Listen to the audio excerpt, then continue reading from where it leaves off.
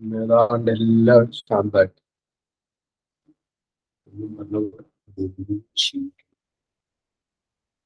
ഈ മൗനം നിശബ്ദമായിരിക്കുന്ന ഏകാഗ്രത വർദ്ധിച്ചു കഴിഞ്ഞാൽ എത്ര ദൂരെ ഇരിക്കണവർ പറയുന്നതും നമുക്കൊന്ന് ഏകാഗ്രമായിട്ട് ഇവിടെ മനസ്സുകൊണ്ട് സങ്കല്പിച്ച് നമുക്ക് കേൾക്കാൻ പറ്റും.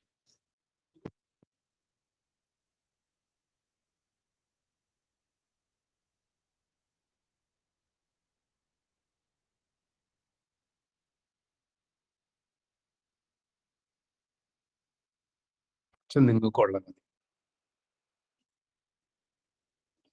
ഒരിക്കലൊരു കുറ്റവാളിയെ, ഇത് ഈസോപ്പ് എന്ന് പറഞ്ഞ മഹാത്മാവ് പറഞ്ഞ കഥ. ഒരിക്കലൊരു കുറ്റവാളിയെ വിസ്തരിക്കാനായിട്ട് കോടതി കൊണ്ടുപോയി. വിസ്തരിച്ചു. അയാള് ആ രാജ്യത്തെ ഏറ്റവും വലിയ കവർച്ചക്കാരനാണ്. രാജാവ് കുറ്റവിസ്താരമൊക്കെ കഴിഞ്ഞു, ശിക്ഷ വിധിച്ചു. എന്താ? ഇദ്ദേഹത്തെ തൂക്കിക്കൊല്ലുക എന്ന ശിക്ഷയും വിധിച്ചു. മരണശിക്ഷയ്ക്ക് വിധേയമാക്കിയിട്ടുണ്ടെങ്കിൽ ഇന്നും എന്നൊക്കെ ഒരു നിയമമുണ്ട്. ഇനി എന്തെങ്കിലും ആഗ്രഹം ഉണ്ടെങ്കിൽ പറഞ്ഞോളൂ, സാധിച്ചു തരാം. ആ കള്ളനോട് ചോദിച്ചു, എന്തെങ്കിലും ആഗ്രഹം ഉണ്ടോ എന്ന് ചോദിച്ചു. ഉണ്ട്. എന്താ ആഗ്രഹം? എന്റെ അമ്മയോടൊരു സ്വകാര്യം പറയാം. ഒരു മകന്റെ അച്ഛനില്ല അദ്ദേഹത്തിന്, ഈ കള്ളന്. അങ്ങനെ അമ്മയെ കൊണ്ടുവന്നു. ജനക്കൂട്ടം ഇങ്ങനെ തടിച്ചു നിൽക്കുകയാണ് വിധിയൊക്കെ കേൾക്കാനായിട്ട്. ആ രാജ്യത്തെ ഏറ്റവും വലിയ കള്ളനാണ്. ഇയാളെ സ്വകാര്യം പറയാനായിട്ട് അമ്മ ഒന്നും എടുത്ത് അമ്മയുടെ അടുത്ത് സ്വകാര്യം പറയാനായിട്ട് അദ്ദേഹം സ്വകാര്യം ഉറക്കെ പറയാൻ പറ്റുമോ? ചെവിയുടെ അടുത്തിട്ടല്ലേ നമ്മൾ പറയുള്ളൂ. ചെവിയുടെ അടുത്ത് നിന്ന് സ്വകാര്യം പറയലും അമ്മ അയ്യോ എന്ന് പറഞ്ഞ ഒറ്റ നിലവിളി ഒരുമിച്ചായിരുന്നു. അപ്പൊ ഈ മകന്റെ മുഖവും അമ്മയുടെ ചെവിയും നമ്മൾ ചേർന്നിരിക്കുക. പിന്നെ പട്ടാളക്കാരൊക്കെ പിടിച്ചു മാറ്റിയപ്പോൾ അറിഞ്ഞത് ഇയാളിങ്ങനെ അമ്മയുടെ ചെവിയുടെ അറ്റ അയാളുടെ വായിക്കാതിരിക്കുക, കടിച്ചേക്കുക, പിടിച്ച് വലിച്ച് വിടിപ്പിച്ചെടുത്തു. അപ്പത്തേക്ക് അമ്മയുടെ ചെവി പകുതി മുറിച്ച് അയാളുടെ വായിലിരുന്നു. നല്ല മോനല്ലേ? അപ്പോ മജിസ്ട്രേറ്റിനാകെ ദേഷ്യം. ഇവൻ മഹാഭാവി ചെവി കടിച്ചു മുറിക്കുക, അത് സ്വന്തം അമ്മയുടെ, അതോ എല്ലാവരും നോക്കി നിൽക്കേ. വീട്ടിലെ അമ്മോട് എതിരൊക്കെ പറഞ്ഞാലും ആൾക്കാർ വരുമ്പോ ഒരു ചമ്മലല്ലേ പറയാൻ, അല്ലേ? എല്ലാവരും അല്ല, ഒറ്റയ്ക്ക് കിട്ടിയ പിന്നെ അമ്മോട് രണ്ടൊക്കെ പറഞ്ഞു വരും, അല്ലേ? അപ്പൊ എല്ലാവരും നിക്ക, അമ്മയുടെ ചെവി കടിച്ചു മുറിച്ചെടുത്തിട്ടുണ്ടെങ്കിൽ ഇവനെത്ര ക്രൂരനാണ്. ഉടൻ തന്നെ ഈ നിമിഷം തന്നെ വധിക്കണം എന്നായി മജിസ്ട്രേറ്റ്. രാജാവ് ഇരിപ്പുണ്ട്. മന്ത്രി പറഞ്ഞു, അദ്ദേഹം അമ്മയോട് എന്തോ പറയണം എന്നല്ലേ പറഞ്ഞേ? എന്താ പറഞ്ഞു നമുക്ക് ചോദിക്കാം. എന്തോ പറഞ്ഞിട്ടാണല്ലോ നടന്നത്. വധിച്ചു കഴിഞ്ഞ പിന്നെ നമുക്ക് അറിയാൻ പറ്റുമോ? അമ്മ നേര് പറയണമെന്നില്ലല്ലോ. അങ്ങനെ അദ്ദേഹത്തോട് ചോദിച്ചു, ചോദിച്ചപ്പോ അദ്ദേഹം ഒരു കഥ പറഞ്ഞു. ഈ കഥയില് അമ്മമാർക്കും നമുക്കും എല്ലാവർക്കും ഒരു സന്ദേശമാണ്. എന്തായിരുന്നു ആ കഥ? ചെറുപ്പത്തിലെ എൻ്റെ അച്ഛൻ മരിച്ചു. കഷ്ടപ്പെട്ട് എന്നെ വളർത്തിയെടുത്ത അമ്മയാണ്. അങ്ങനെ വീട്ടിലെ അമ്മ ജോലിക്ക് പോകാൻ തുടങ്ങിയപ്പോ എന്നെ വീട്ടിൽ ഒറ്റയ്ക്കാക്കാൻ വിഷമമാണ്. അപ്പൊ അമ്മയ്ക്ക് പച്ചക്കറി വിൽപ്പനയാണ്. അവിടെ ഇവിടെയൊക്കെ പച്ചക്കറി ശേഖരിച്ച് അങ്ങാടി കൊണ്ടു കൊടുക്കും, മാർക്കറ്റിൽ. എന്നിട്ട് അവിടുത്തെ പൈസ മേടിച്ച് തിരിച്ചു പോരും. വലിയ കൊട്ടയ്ക്കകത്ത് ഇരുത്തിക്കൊണ്ട ഈ പച്ചക്കറി ഇട്ടുണ്ടാ പോണേ. പച്ചക്കറിയുടെ മുകളിൽ മോനെയും വെക്കും. നടക്കാനുള്ള ഇതില്ലേ കുട്ടിക്ക്. അവിടുന്ന് പച്ചക്കറി കൊടുക്കും. എന്നിട്ട് കുട്ടിയെ കൊട്ടയിൽ ഇരുത്തിക്കൊണ്ടിഞ്ഞ് പോരും. അപ്പൊ കുട്ടി കൊട്ടയിൽ ഇരുത്തിക്കൊണ്ടിഞ്ഞ് പോരുമ്പം ഈ പഴക്കടക്കാരൊക്കെ പഴമൊക്കെ ഇയാളുടെ ഐ ലെവലിലായിരിക്കും. ഇയാൾ അവിടുന്ന് ഓരോന്നൊക്കെ പറിച്ച് ഇതിൻ്റെ അകത്ത് വയ്ക്കും. കടക്കാരൻ കാണില്ല, ഈ കൊട്ടയ്ക്കകത്ത് ഇരിക്കല്ലേ മൂപ്പര്. അപ്പൊ വീട്ടിലിറങ്ങി താഴെ ഇറക്കുമ്പോൾ കുഞ്ഞുണ്ട്, ഒരു 3-4 പഴമുണ്ട്. മക്കളെ ഇതെവിടെന്നാ? ഇതാ കേശവൻ ചേട്ടന്റെ കടയിൽ നിന്നാ. ആരെങ്കിലും കണ്ടോ മക്കളെ? ആരും കണ്ടില്ല. മിടുക്കൻ, ആരും കാണരുത് കേട്ടോ. കുട്ടിക്ക് സന്തോഷായി. അപ്പൊ അങ്ങോട്ട് പോണേക്കാളും ഭാരമായിട്ട് ഇങ്ങോട്ട് കൊട്ട തിരിച്ചു വരിക. കുറെ കഴിഞ്ഞ് മുതിർന്ന് പോകാൻ 3-4 പഴങ്ങൾ കൂടാൻ തുടങ്ങി. പിന്നെ കുട്ടിയെ നടത്തിക്കൊണ്ടായി, കൊട്ടയിൽ ഇരുത്താൻ പറ്റാത്ത അവസ്ഥയായി. അപ്പൊ അവിടുന്ന് വേറെ ചില സാധനങ്ങളൊക്കെ മോഷ്ടിക്കാൻ തുടങ്ങി. അപ്പൊ അമ്മ ചോദിക്കും, മക്കളെ ആരെങ്കിലും കണ്ടോ? ആരും കണ്ടില്ല അമ്മേ. മിടുക്കൻ, ആരും കാണരുത്. പിന്നെ പള്ളിക്കൂടത്തിൽ വിട്ടു. അപ്പൊ കൂട്ടുകാരുടെ പെൻസില്, ചോറ്റുപാത്രം, കൊടയൊന്നൊന്നില്ല ഈ കഥ പറയണ കാലത്ത്. അങ്ങനെയുള്ളൊക്കെ മോഷ്ടിക്കാൻ തുടങ്ങി. അപ്പൊ അമ്മയ്ക്ക് കൊണ്ടേ കൊടുക്കും. അപ്പൊ അമ്മ ചോദിക്കും, മക്കളെ കണ്ടോ? കണ്ടില്ല, മിടുക്കൻ, ആരും കാണരുത് കേട്ടോ. അപ്പൊ ഇങ്ങനെ പോണ ആൾക്കാർ പിന്നെ പഠിക്കുവോ? അവൻ 10ാം ക്ലാസ് ഒന്നും പൂർത്തിയാക്കില്ല. പുറത്തിയാടി ഇപ്പൊ എന്തായി? വാഴക്കൊല, തേങ്ങക്കൊല, പിന്നെ എന്നാ അടയ്ക്ക, ഇതൊക്കെ മോഷ്ടിക്കാൻ തുടങ്ങി. അന്നതൊക്കെയാണ് വലിയ വിലയുള്ളത്. പിന്നെ രാത്രി പിള്ളേരുടെ ജോലി, ഡ്യൂട്ടി ടൈം, നൈറ്റ് ഡ്യൂട്ടിയാണ്. ഇതൊക്കെ സംഘടിപ്പിച്ചുകൊണ്ട് വരും. അപ്പോഴും അമ്മ പറയും, ആരും കാണരുത്. അപ്പൊ കുറേ ഇദ്ദേഹത്തിന് കുറച്ച് സ്റ്റാൻഡേർഡൊക്കെ ആയല്ലോ. നമ്മൾ സ്റ്റാൻഡേർഡ് ആകുമ്പോൾ ജോലിക്ക് പ്രൊമോഷൻ കിട്ടിയില്ലേ. അപ്പൊ പുള്ളിക്കാരനെ ഈ പഴം പരിപാടി നിർത്തി, തേങ്ങക്കൊലൊക്കെ നീയൊക്കെ സ്റ്റാൻഡേർഡ് ഇല്ലാത്ത സാധനമായി. പിന്നെ മൂപ്പര് പിന്നെ പോയത് രാജകൊട്ടാരത്തിലാണ്. അങ്ങനെ ഒരു പ്രശ്നമുണ്ട്. നമ്മള് കൊച്ചു തെറ്റുകൾ ചെയ്ത് എപ്പോഴെങ്കിലും ഒരു ദിവസം നമ്മളെ പിടിക്കും. ഭഗവാൻ ഇങ്ങനെ ചൂണ്ടയോണ്ട് കൊടുക്കും, നീ എവിടം വരെ പോകുന്ന എനിക്കറിയാലോ. അങ്ങനെ രാജകൊട്ടാരത്തിൽ ചെന്നു, ഖജനാവ് മോഷ്ടിച്ചു. അന്ന് പിടി വീണ് എല്ലാ കാര്യങ്ങളൊക്കെ ചോദിച്ചപ്പം ഇദ്ദേഹം മോഷ്ടിച്ചതിന്റെ കണക്കൊക്കെ കേട്ടപ്പോ രാജാവ് വന്ന് പിടി. എന്നാ പിന്നെ വച്ചിട്ട് കാര്യമില്ല, കൊന്നേക്കാൻ വെച്ചു. അങ്ങനെയാണ് വധിച്ചത്. അപ്പൊ അദ്ദേഹം ഇത് വധിക്കാൻ നിയമമായത്, വിധി പ്രഖ്യാപിച്ചത്. അപ്പൊ നീ നിന്റെ അമ്മയോട് എന്താ പറഞ്ഞത്? അത് കേൾക്കണം. അപ്പൊ പറഞ്ഞു, മഹാരാജാവേ, ഇതായിരുന്നു എന്റെ ജീവിത ചരിത്രം. ഇതെല്ലാം ഞാൻ അമ്മയോട് ഒരൊറ്റ കാര്യം പറഞ്ഞുള്ളൂ. അന്ന് അമ്മ പൊട്ടിക്കരയാണ്. മകന്റെ കഴുത്തിൽ കൊലക്കയറി വീഴാൻ പോവല്ലേ. പൊട്ടിക്കരയുന്ന അമ്മയുടെ ചെവി ചെന്ന് മകൻ പറഞ്ഞത് ഇതാണ്, അന്ന് ആദ്യത്തെ പഴം മോഷ്ടിച്ചപ്പം എന്റെ ചെവിക്ക് പിടിച്ച് തിരിച്ചിരുത്തു എങ്കിൽ ഇന്ന് എന്റെ കഴുത്തിൽ ഈ കൊലക്കയർ വീഴില്ലായിരുന്നു. അപ്പൊ അമ്മ മറക്കാതിരിക്കാൻ വേണ്ടിയിട്ട് ഞാൻ ചെവി വീടെടുക്കുക. എന്റെ കാര്യം അതിൽ പോക്കാം. ഇനി അമ്മ മറക്കരുത്. എന്ത്? ആദ്യത്തെ തെറ്റ് തന്നെ തിരുത്തണം. ഈ സോപ്പ് നമുക്ക് പറഞ്ഞ കഥ. 2 കാര്യം മാതാപിതാക്കൾ ചെയ്യേണ്ടത്. നമ്മുടെ കുഞ്ഞുങ്ങളെല്ലാം പരമസാത്വികരാണ്. ഈ കുഞ്ഞുങ്ങളെല്ലാം ശ്രീരുദ്രൊക്കെ ലിംഗിരിപ്പ് കേൾക്കാം. ഇത്രയും ഒരു നിധി പോലെയുള്ള കുഞ്ഞുങ്ങളെ കിട്ടിയിരിക്കണം. അവർക്ക് ആധ്യാത്മികമായി, മാനസികമായി, സാംസ്കാരികമായി വളരാനുള്ള അന്തരീക്ഷം ചെയ്തു കൊടുക്കേണ്ടത് അച്ഛന്റെയും അമ്മയുടെയും, പ്രത്യേകിച്ച് അമ്മയുടെ കർത്തവ്യമാണ്, കടമയാണ്. അതിൽ നിന്ന് ഒഴിഞ്ഞു പോകാൻ സാധ്യമല്ല. ഒഴിഞ്ഞു പോയാൽ കാലം കണക്ക് ചോദിക്കും. അന്നെന്തുകൊണ്ട് നീ പറഞ്ഞു കൊടുത്തില്ല എന്ന് ഓരോ അച്ഛനോടും ഓരോ അമ്മയോടും കാലം ചോദിക്കും. സംശയമില്ല. അടുത്തിടെ ഒരു പെൺകുട്ടി ഈ ലവ് ജിഹാദിലൊക്കെ പോയി വലിയ സങ്കടപ്പെട്ട അച്ഛൻ കണവാനം കരഞ്ഞു. അപ്പൊ അതിൻ്റെ ഒരു ചർച്ച നടക്കുമ്പോ അദ്ദേഹത്തോട് ചോദിച്ചതാണ്, ഞാൻ എത്ര കഷ്ടപ്പെട്ടാണ് എന്റെ കുഞ്ഞിനെ ഡിഗ്രി വരെ പഠിപ്പിച്ചത്, എത്ര കഷ്ടപ്പെട്ട അതിനെ വളർത്തിയെന്നറിയാവൂ എന്ന് ചോദിച്ചു.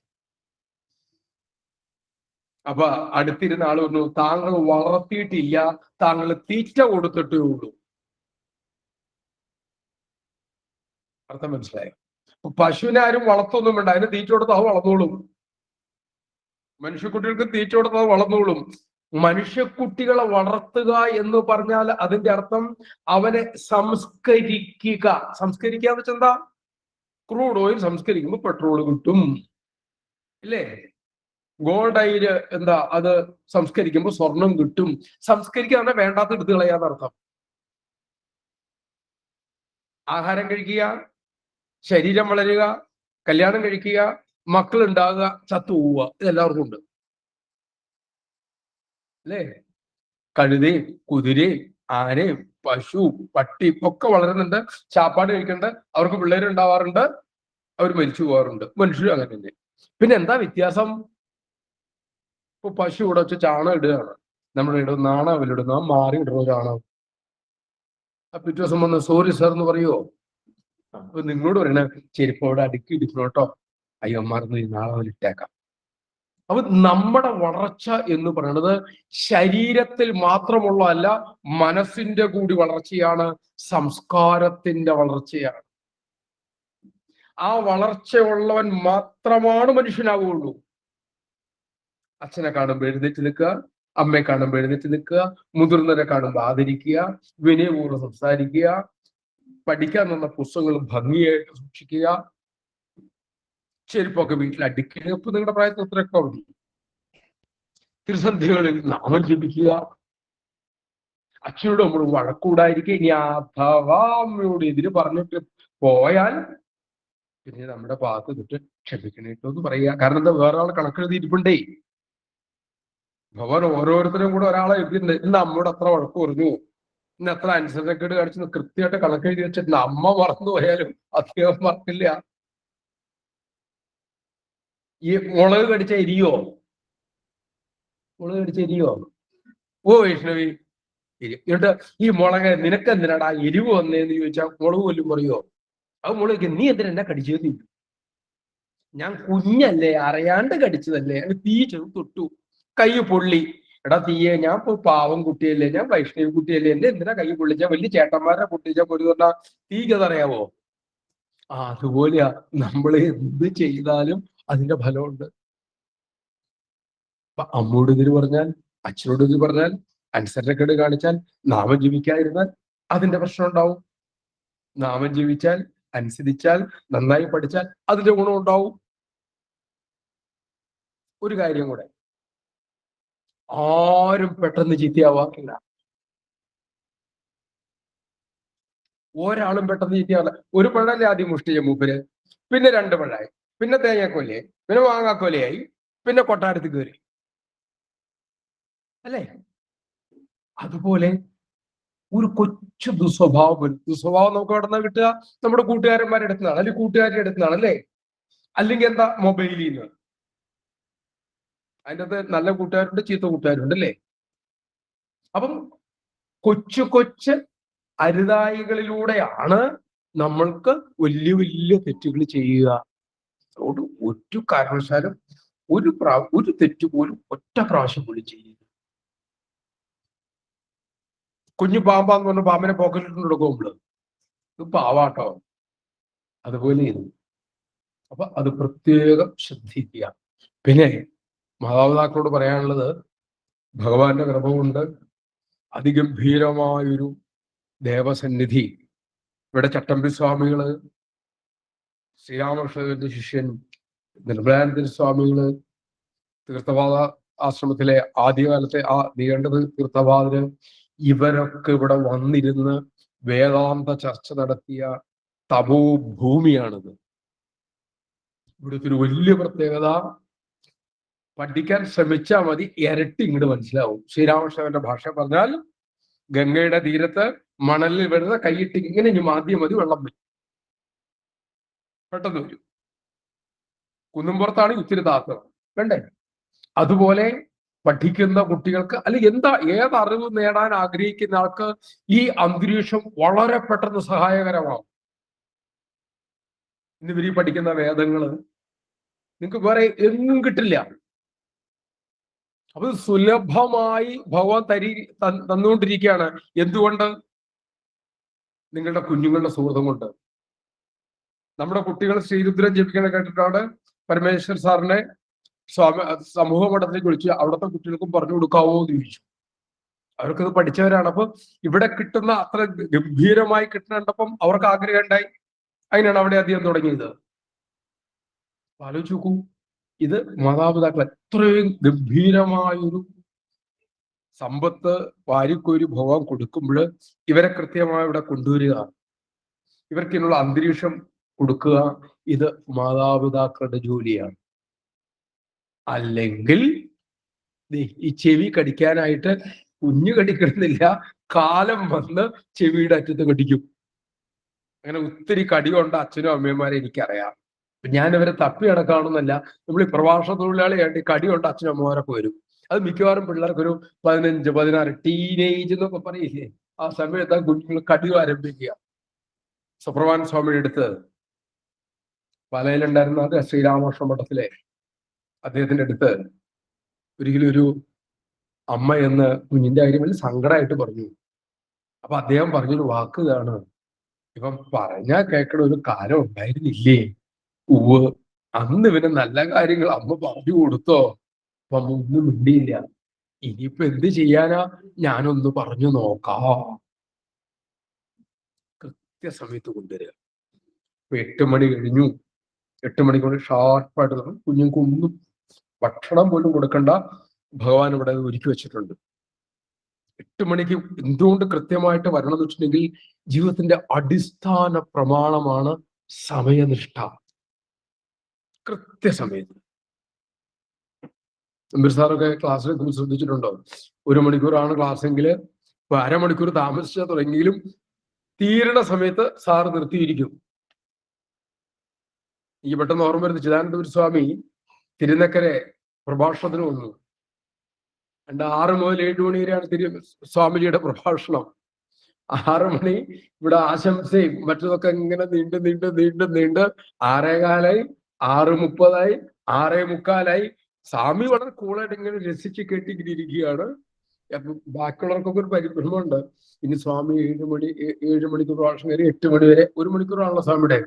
6:45 കഴിഞ്ഞു, 47 ഇപ്പൊ നിർത്തി. സ്വാമി അനൗൺസ് ചെയ്തു, ഒരു സ്വാമി സ്വന്തം താമസിച്ചു എന്നൊക്കെ പറഞ്ഞ് ക്ഷമയൊക്കെ പറഞ്ഞ് കയറ്റി ഇരുത്തി. സ്വാമി പറഞ്ഞു, എനിക്ക് സന്തോഷമുണ്ട്, അത് ഇതൊക്കെ എന്താ സംഘാടകരുടെ കയ്യിൽ നിന്നൊന്നും വരില്ല, ഞാൻ ആരെയും കുറ്റം പറയുന്നില്ല. പക്ഷെ എന്റെ സമയം 6 മുതൽ 7 മണി വരെയാണ്. എപ്പോ തുടങ്ങണം എന്നുള്ളതിൽ എനിക്കൊരു പ്രശ്നമില്ല. പക്ഷെ എന്റെ ഗുരു പറഞ്ഞിട്ടുണ്ട് ഈ പറഞ്ഞ സമയത്തിന് നിർത്തണം എന്ന് പറഞ്ഞിട്ടുണ്ട്. അതുകൊണ്ട് ഇനി 5 മിനിറ്റും കൂടി ഉള്ളൂ, ഞാൻ ഒരു മന്ത്രം ജപിച്ച് എന്റെ പ്രഭാഷണം നിർത്തുക എന്ന് പറഞ്ഞ് അദ്ദേഹം ഒരു മന്ത്രം ജപിച്ച് എല്ലാം ഗംഭീരമായിട്ട് വരട്ടെ, ഇനി എന്തെങ്കിലും ഒരിക്കൽ നമുക്ക് കാണാം എന്ന് പറഞ്ഞ് അദ്ദേഹം കറക്റ്റ് 7 മണിക്ക് അവിടെ നിന്ന് ഇറങ്ങി പോവുകയും ചെയ്യും. സമയനിഷ്ഠ.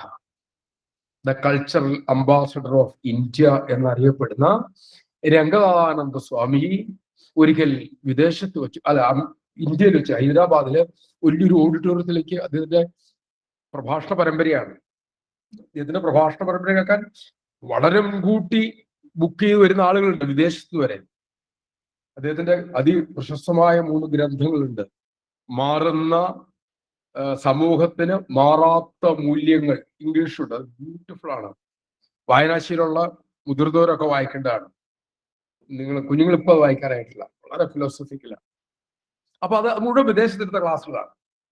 അപ്പൊ അദ്ദേഹം ആ കറക്റ്റ് സമയത്ത് അദ്ദേഹം വേദി ചെന്നു. ഇവര് കൃത്യസമയത്ത് വരുന്നു വിചാരിച്ചില്ല. സ്വാമി വേദി ചെല്ലുമ്പം മൈക്ക് പോലും ഓൺ ചെയ്യാനുള്ള, ഇദ്ദേഹം വേദി കയറിയിരുന്നു, പെട്ടെന്ന് മൈക്ക് ഓൺ ചെയ്തു, അദ്ദേഹം അവിടെ നിന്ന് ഓങ്കാരം ജപിച്ചു. അദ്ദേഹം പ്രഭാഷണം തുടങ്ങുമ്പോൾ 4, 5, 6 പേരേ ഉള്ളൂ. അപ്പൊ ഈ ആൾക്കാരെല്ലാം ഓടി വന്നിരുന്നു. അപ്പൊ അദ്ദേഹത്തോട് അത് കഴിഞ്ഞ് ചോദിച്ചപ്പോ അദ്ദേഹം പറഞ്ഞു, ഞാൻ പ്രഭാഷണം നടത്തുന്നത് ഈ ജനത്തോട് മാത്രമല്ല, ഈ അന്തരീക്ഷത്തിൽ എത്രയോ സൂക്ഷ്മതലത്തിലുള്ള ആളുകളുണ്ട്, അവരോടും നമ്മൾ സമയം പറഞ്ഞിട്ടുണ്ട്.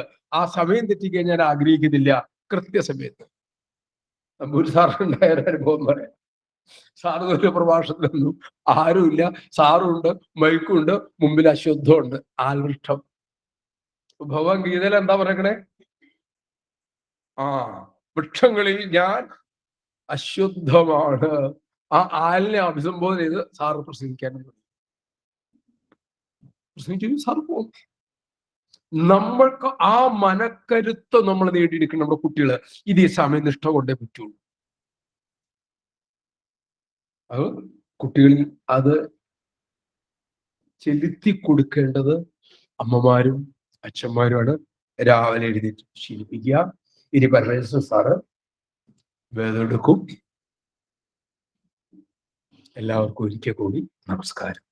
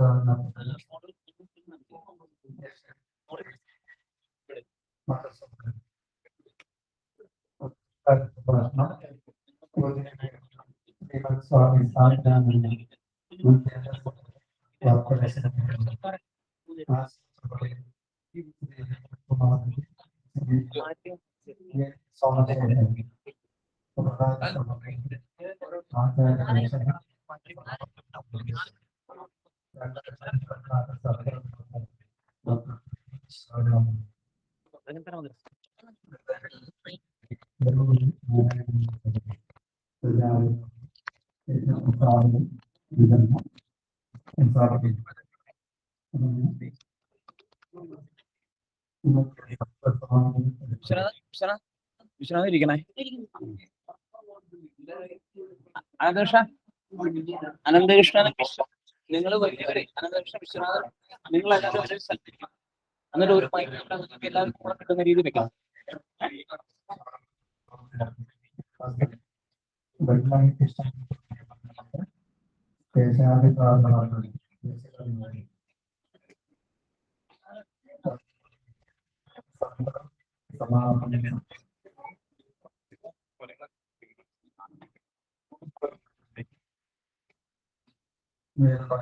ഇവിടെ ഒരു 2 മൈക്ക് ഇപ്പൊ, ഒരു മൈക്ക് ഇവിടെ, ഒരു മൈക്ക് ഇവിടെ നിൽക്കും. ഒരു ആൺകുട്ടികളുടെ ഭാഗത്തേക്ക് ഒരു മൈക്ക് അഡ്ജസ്റ്റ് ചെയ്യും. ഇവിടെ ഇങ്ങോട്ട് വെക്കണേ. ദേവശ്രീയുടെ വണ്ടി അതിങ്ങോട്ട് വെക്കണം. അത് കഴിഞ്ഞിട്ട് ഹനുമാൻ ജയന്തി ആകുമ്പോ കുഞ്ഞിന്റെ ഫ്രണ്ടിലോട്ടാ. അന്നേരം നമുക്ക് ഇവരോട് അടുപ്പിച്ചു അച്ഛന്റെ പൊക്കി കൊടുത്തോട്ടെ. പൊക്ക ഇടയ്ക്ക് മൈക്ക് നോക്കി കാണുന്നുണ്ടോ? നമ്മൾ കാണാപ്പാടം അറിയുന്നില്ല, ഇരിക്കുന്നതാണ്. പുസ്തകം നോക്കിയപ്പോ നോക്കിക്കണം മൈക്കിൽ കേട്ടോ.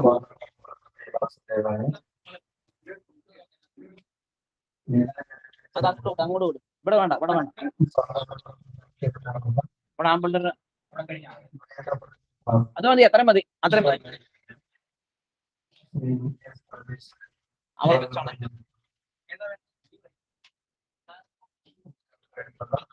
അത് കൊടുത്തു. നിങ്ങളെ അനന്തകൃഷ്ണ ഒരേ ശ്രുതിയിൽ ഒരേ ശബ്ദത്തിൽ കഴിഞ്ഞ ദിവസം ചെയ്ത പോലെ കേട്ടോ. നിങ്ങളെല്ലാവരും നിങ്ങൾ ഉച്ചത്തിൽ ജപിക്കണേ. നല്ല വിശ്വനാഥൻ നല്ല ഉച്ചത്തിൽ ജപിക്കണം കേട്ടോ കൂട്ടർ കേട്ടോ. ഒരേ ശബ്ദം എന്റെ കൂട്ടത്തേക്ക് വന്നാ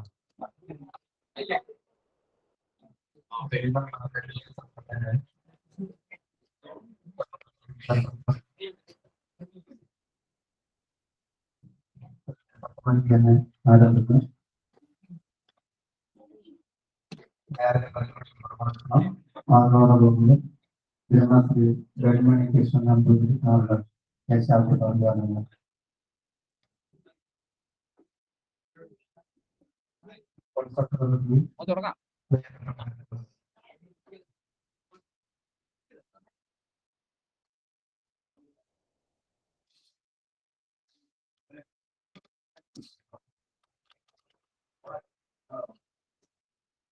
എല്ലാവരും കൈകൂപ്പി.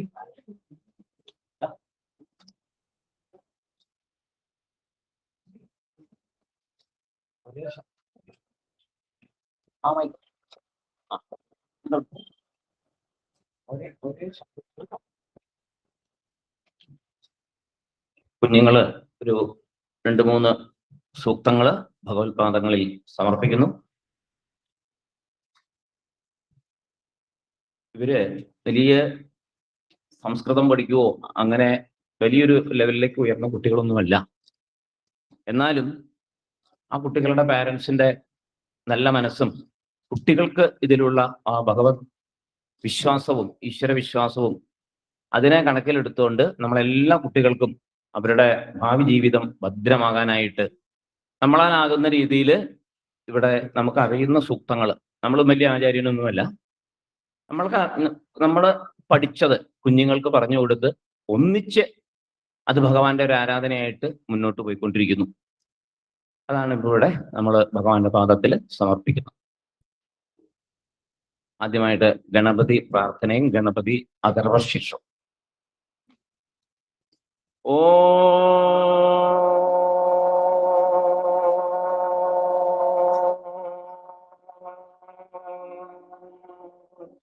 ശ്രീ ഗുരുഭ്യോ നമഃ.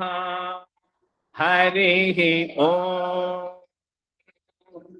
ഗണാനാം ത്വാ ഗണപതിഗം ഹവാമഹേ കവിം കവീനാമുപമശ്രവസ്തമം.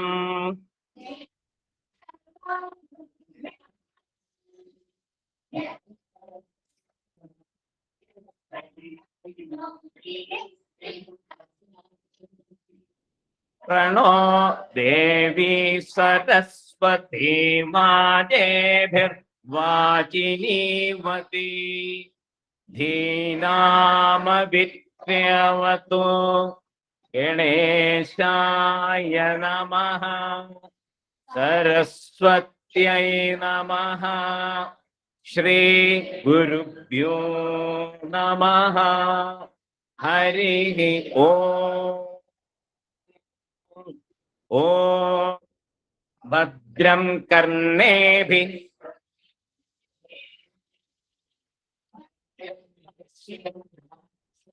യജത്രാഃ സ്ഥിരൈരംഗൈസ്തുഷ്ടവാഗുംസ്തനൂഭിഃ വ്യസേമ ദേവഹിതം യദായുഃ.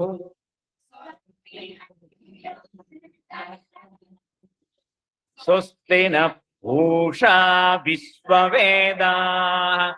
സ്വസ്തി നസ്താർക്ഷ്യോ അരിഷ്ടനേമിഃ.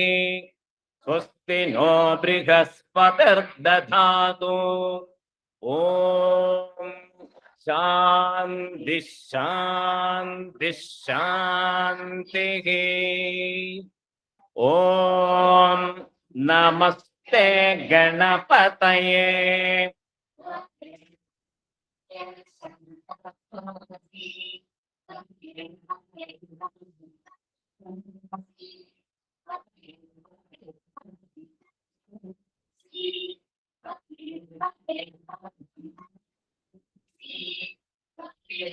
സർവം കൽവിദം ബ്രഹ്മാസി ത്വം സാക്ഷാദാത്മാസി നിത്യം. ഹൃദം വച്മി സത്യം വച്മി അവത്വം അവശ്രോതാരം അവധാതാരം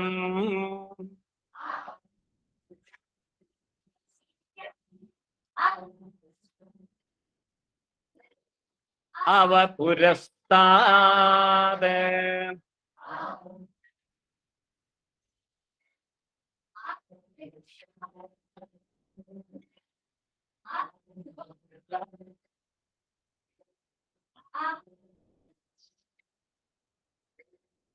സർവതോ മാം പാഹി പാഹി സമന്താത്. ത്വം വാങ്മയസ്ഫുര त्वं चिन्मयः ब्रह्ममयः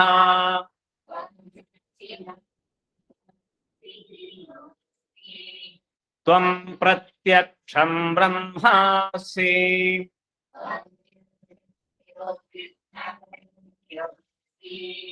सर्वं जगदिदं त्वत्तो जायते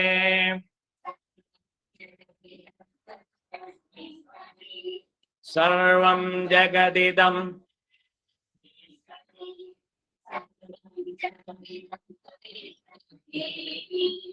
त्वं भूमिरापो नलो निलो नभः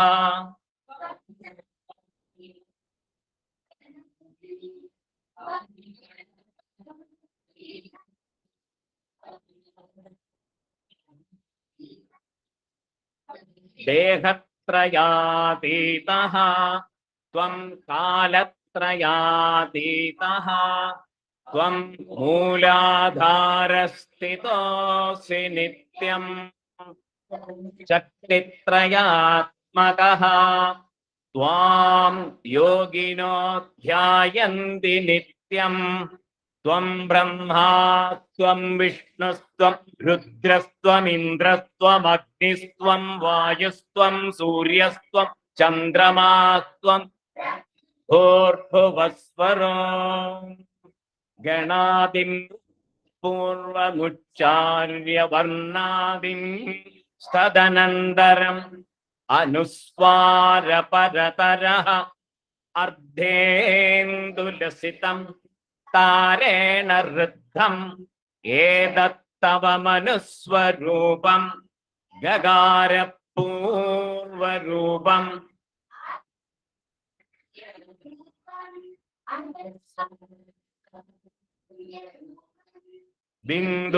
बिन्दुरुत्तररूपम् सगंहिता सन्धिः गणगर्षिः निद्रद्गायत्री छन्दः गणपतिर्देवता ॐ गं गणपतये नमः एकदन्ताय विद्महे वक्रतुण्डाय धीमहि तन्नो दन्ति प्रचोदयात् एकदन्तम्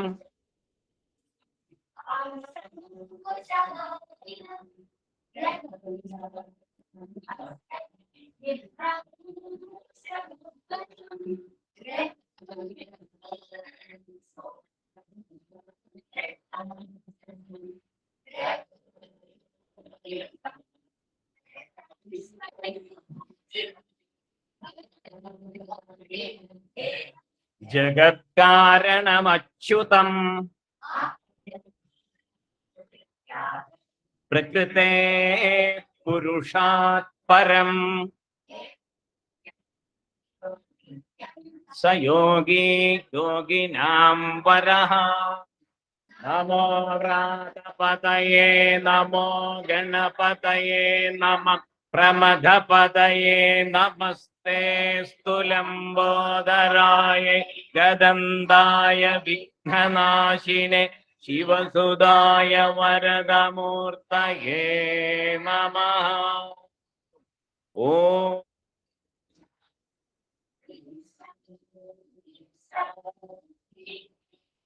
മേധാ സൂക്തം യശന്തസാമർഷഭോ എന്നുള്ള ഭാഗം ശാന്തിമന്ത്രം അതിനുശേഷം മേധാസൂക്തം.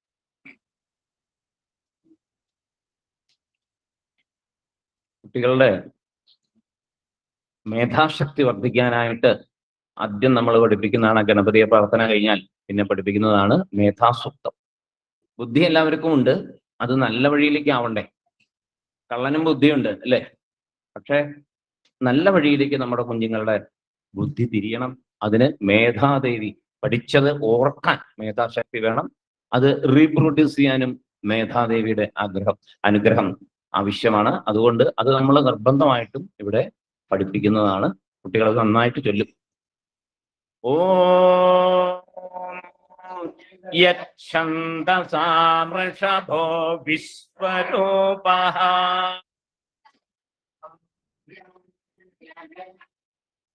സംബഭൂവ സമേന്ദ്രോ മേധയാ പ്രണോദോ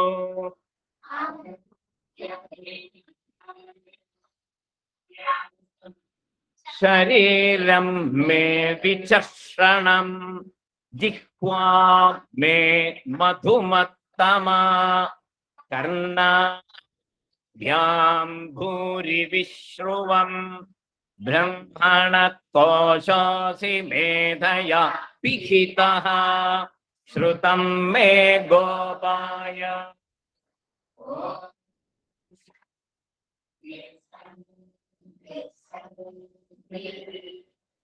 ഓം മേധാദേവി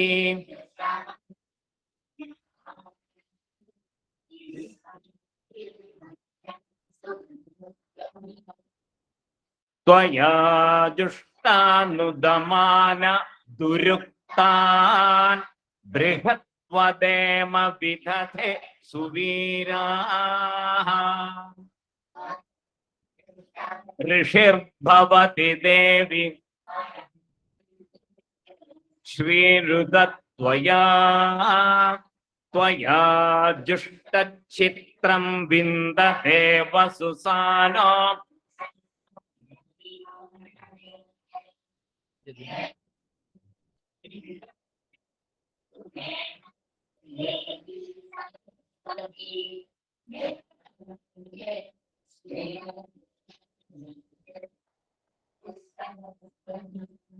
അപ്സരാസു ചയാ മേധാ ഗന്ധർവേഷു ചയന്മനഃ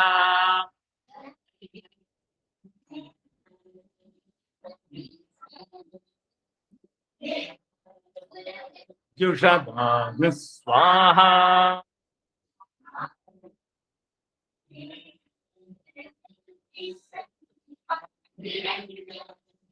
ജഗതി ജഗമ്യാ പയസാ പിൻവമാന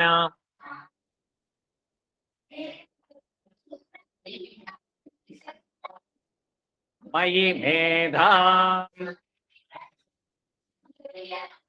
തേജോ ദധാതു മയി മേധാം മയി പ്രജാം മൈന്ദ്ര ഇന്ദ്രിയം ദധാതു മയി മേധാം മയി സൂര്യോ ഭ്രാജോ ദധാതു ഹംസ ഹംസായ വിദ്മഹേ പരമഹംസായ ധീമഹി തന്നോ ഹംസ പ്രചോദയാത്.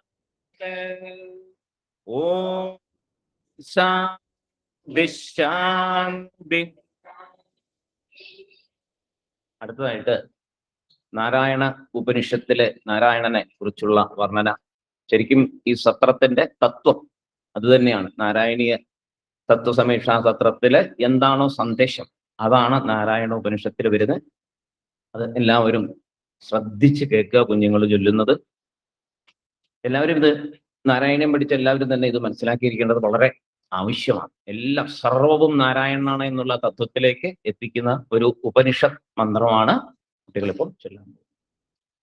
ഓം സഹനാ ഭവതു സഹനൗ ഭുനക്തു സഹ വീര്യം കരവാവഹൈ തേജസ്വിനാവധീതമസ്തു മാ വിദ്വിഷാവഹൈ.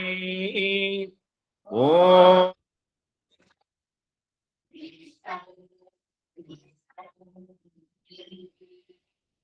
ഓം അധ പുരുഷോ ഹവൈ നാരായണോ കാമയദ പ്രജാശ്രജയേതി നാരായണാത് പ്രാണോ ജായത്തെ.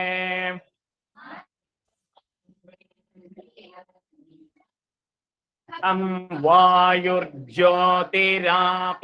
പൃഥിവി വിശ്വസ്യ ധാരിണി നാരായണാത് ബ്രഹ്മാ ജായതേ നാരായണാത് രുദ്രോ ജായതേ നാരായണാദിന്ദ്രോ ജായതേ നാരായണാൽ പ്രജാപതയ പ്രജായന്തേ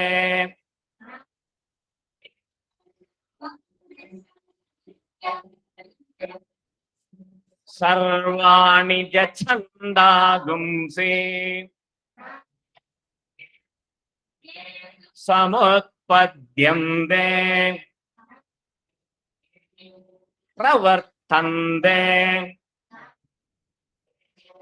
പ്രലീയന്തേ ഓം അധ നിത്യോ നാരായണഃ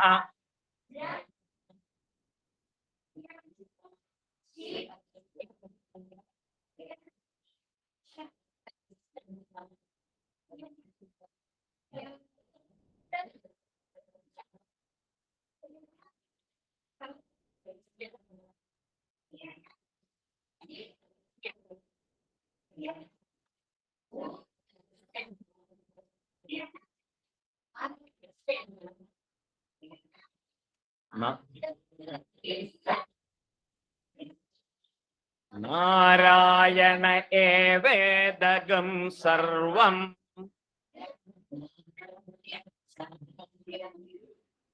നിഷ്കളോ നിരഞ്ജനോ നിർവികൽപോ നിരാഖ്യാത ശുദ്ധോ ദേവ ഏകോ നാരായണഃ ന ദ്വിതീയോസ്തി കശ്ചിത്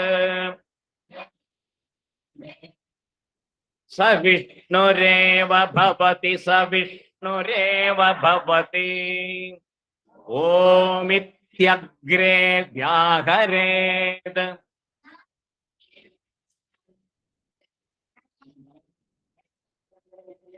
ഉപരിഷ്ടാത് ഓമിത്യേകാക്ഷരം നമ ഇതി ദ്വേ അക്ഷരേ നാരായണായേതി പഞ്ചാക്ഷരാണി ഏതദ്വൈ നാരായണസ്യാഷ്ടാക്ഷരം പദം യോ ഹ വൈ നാരായണസ്യാഷ്ടാക്ഷരം പദമധ്യേതി അനപബ്രുവഃ സർവമായുരേതി വിന്ദദേ പ്രാജാപത്യഗം രായസ്പോഷം ഗൗപത്യം തദോ മൃതത്വമശ്നുതേ തദോ മൃതത്വമശ്നുത ഇതി യ ഏവം വേദ പ്രത്യഗാനന്ദം ബ്രഹ്മപുരുഷം പ്രണവസ്വരൂപം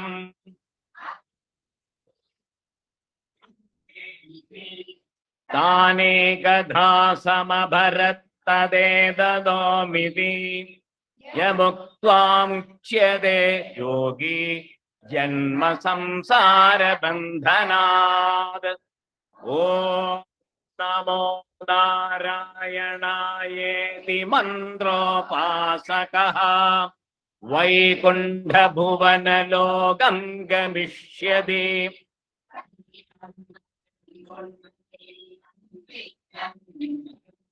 തസ്മാത് പ്രതിധാഭമാത്രം ദേവകീ പുത്രോ ബ്രഹ്മണ്യോ മധുസൂദനോ നാരായണം കാരണരൂപമകാര പരബ്രഹ്മോ ഏധധർവശിരോയോധീതേ പ്രാതരധീയാനോ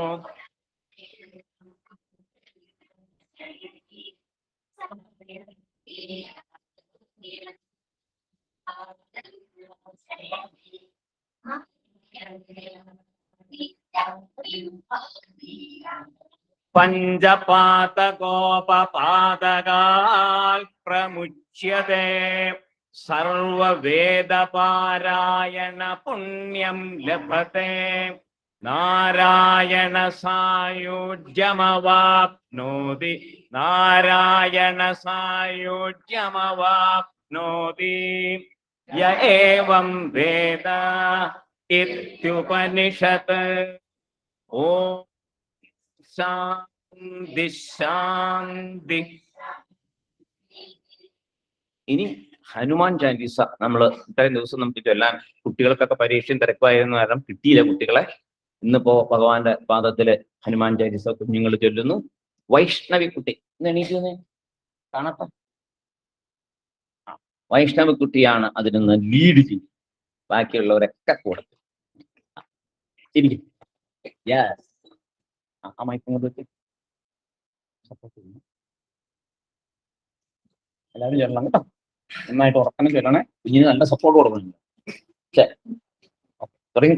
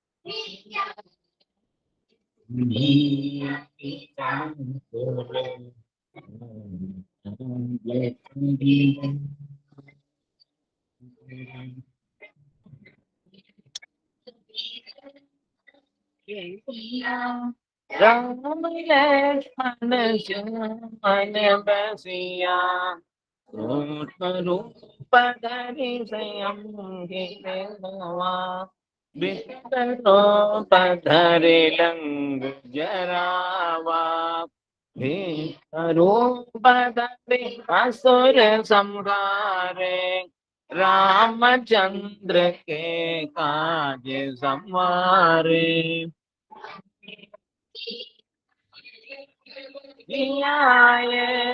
श्री रघुबीर हर शिवर लाए रघुपति किंग बहुत बड़ाई तुम मम प्रिय भरत के सम भाई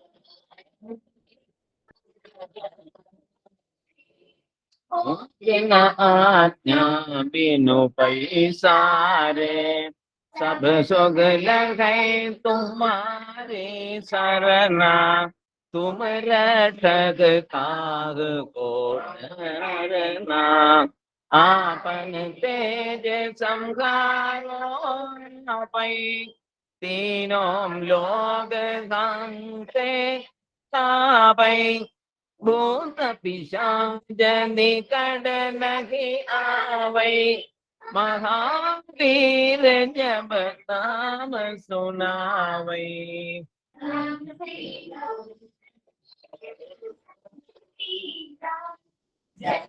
निरंतर हनुमत बीरा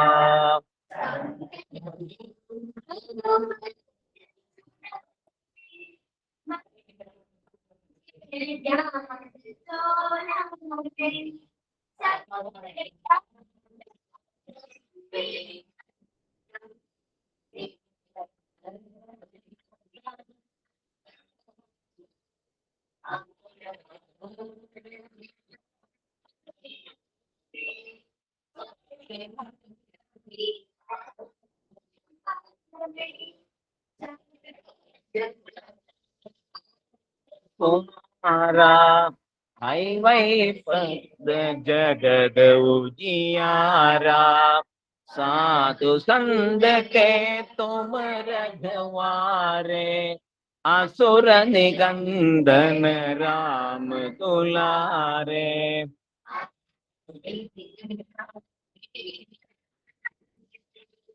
असबर दीन जानकी माता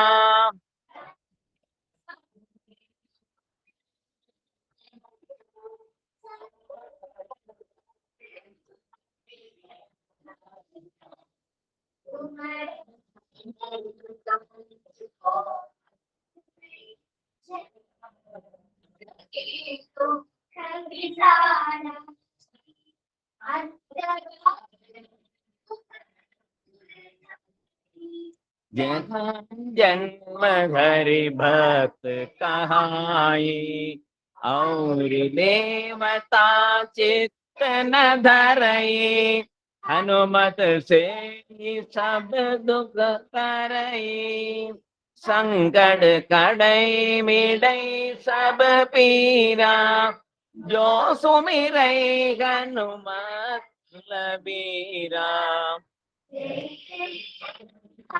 मान गोसाई कृपा कर गुरुदेव की नाई जो सदबार पाठ कर कोई चुड़ही बंदी महा सुध होई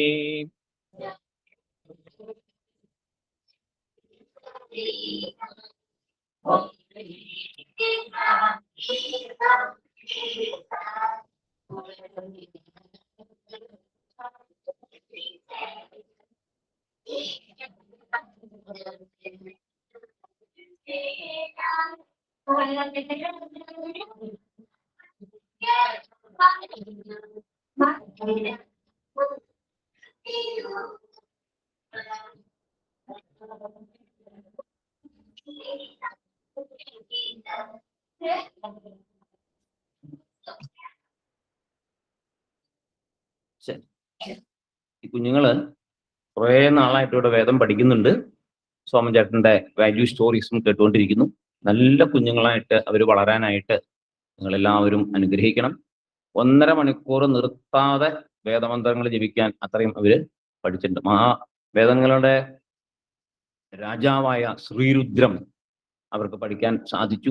കുഞ്ഞുങ്ങളിൽ ഇതെല്ലാം കിടപ്പുണ്ട്, എല്ലാവരുടെ ഉള്ളിൽ ഇതെല്ലാം ഉണ്ട്. നമ്മളത് പുറത്തേക്ക് കൊണ്ടുവരാൻ ഉള്ള സാഹചര്യം ഒരുക്കി കൊടുക്കണം. അപ്പൊ നമ്മുടെ കുഞ്ഞുങ്ങളെല്ലാം നമുക്ക് സന്തോഷം തരുന്നവരായി മാറും. അതിന് എല്ലാവരും അനുഗ്രഹിക്കുക. കുഞ്ഞുങ്ങളെ നിങ്ങൾക്ക് അറിയുന്ന സ്ഥലങ്ങളിലൊക്കെ എല്ലാവരോടും പറയുക, കുട്ടികളെ ഒരു ഞായറാഴ്ച ഈ ഒരു മണിക്കൂർ നേരത്തേക്ക് 8 മുതൽ 9 വരെ കുട്ടികൾക്ക് ഭക്ഷണമുണ്ട്. നല്ല ഗുരുനാഥന്മാർ ഇവിടെ നല്ല നല്ല കാര്യങ്ങൾ പറഞ്ഞു കൊടുക്കുന്നു. അതിന് പരിചയമുള്ളവരോടൊക്കെ പറയുക, ഈ ഒരു സംവിധാനം നമ്മൾ ഉപയോഗിക്കണം. മറ്റൊരു സ്ഥലത്ത് നിങ്ങൾക്ക് കിട്ടാത്തതാണ്. പക്ഷേ ഈ മണ്ണിന്റെ ഒരു പ്രത്യേകത കൂടിയുണ്ട്. ഇതിനകത്ത് ഒരു കുഞ്ഞു കാല് കുത്തിയാൽ ആ കുഞ്ഞ് ഒരിക്കലും ഒരു വഴി വഴച്ച് പോവില്ല. ഇന്നത്തെ ഏത് പ്രതികൂല സാഹചര്യം വന്നോട്ടെ, കഞ്ചാവോ എന്ത് വന്നോട്ടെ, നമ്മുടെ കുഞ്ഞുങ്ങളെ അത് ബാധിക്കില്ല. കാരണം ഒരു ആവരണം, ഒരു എന്താ പറയുക, ഒരു ശക്തി സ്രോതസ് അവരെ എപ്പോഴും രക്ഷിച്ചുകൊണ്ടിരിക്കും. ഈ മണ്ണിന്റെ പ്രത്യേകതയാണ്. അതുകൊണ്ട് സ്വാമിയാർ മഠത്തിലേക്ക് കുഞ്ഞുങ്ങളെ എല്ലാവരും വിടണം. എല്ലാവരും ഇപ്പൊ കുഞ്ഞുങ്ങളെ ഒന്ന് അനുഗ്രഹിക്കുകയും വേണം. മനസ്സാൽ അവർ നന്നാകട്ടെ. ഇതുവരെ ചെയ്തതെല്ലാം ഭഗവാന്റെ പാദങ്ങളിൽ സമർപ്പിച്ചുകൊണ്ട് ഹരിഹി ഓം തത് സത് ബ്രഹ്മാർപ്പണമസ്തു.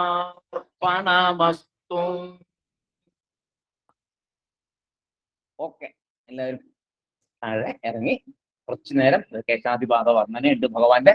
ഇതെല്ലാവരും കേൾക്കണം കേട്ടോ.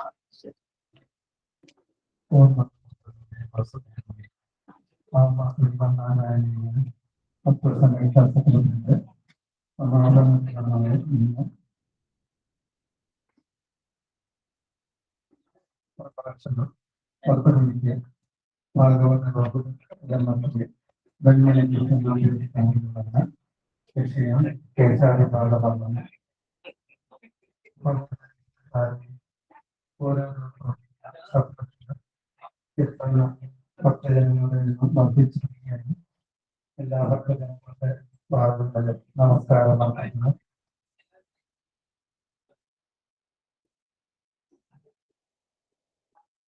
സത്രമാകുന്ന പ്രഭാഷണം ഭാഗവത